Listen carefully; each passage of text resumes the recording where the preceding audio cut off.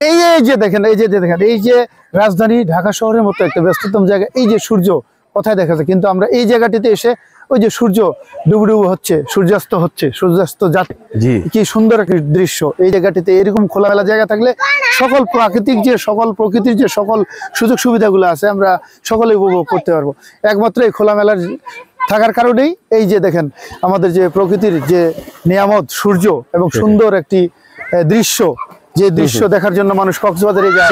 হ্যাঁ, অনেক বড় বড় জায়গা টাকা বিভিন্ন বিপুল পরিমাণ অর্থ খরচ করে তারা বিভিন্ন জায়গায় যেতে হয়। পরন্ত বিকেলে আমরা অনেক সময় দেখা যেত আমরা পরন্ত বিকেল দেখার জন্য গোধূলি সন্ধ্যা গোধূলির সময়টাকে আকাশ থেকে আমরা কত কিছু দেখতাম, তারা ভরা রাত, তাই না, সুন্দর একটা বিকেল, স্বর্ণালী বিকেল, এই সমস্ত জিনিসগুলি আমরা উপভোগ করতাম, তাই না। আর এই উপভোগ করার জন্য ঢাকা শহরের ভিতরে এই কংক্রিটের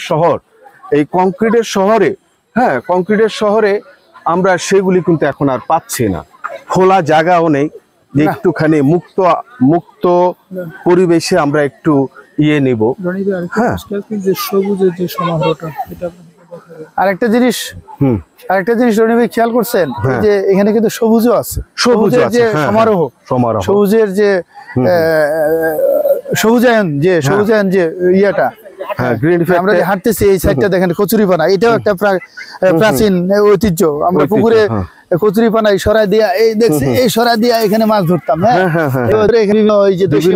দেশি মাছ, কয়া, গোচি, বিভিন্ন ট্যাংরা ইত্যাদি ছোট ছোট মাছ থাকতো। এখন কিন্তু সেগুলো আর নাই, এগুলো অনেকে চিনেই না, কচুরিপানা। হ্যাঁ, তাদেরকে সেটা মনে হয় জঙ্গল অথবা খুব ন্যাস্টি জায়গা। এটাতে কত সুন্দর একটা প্রকৃতির একটা অংশ। অবশ্যই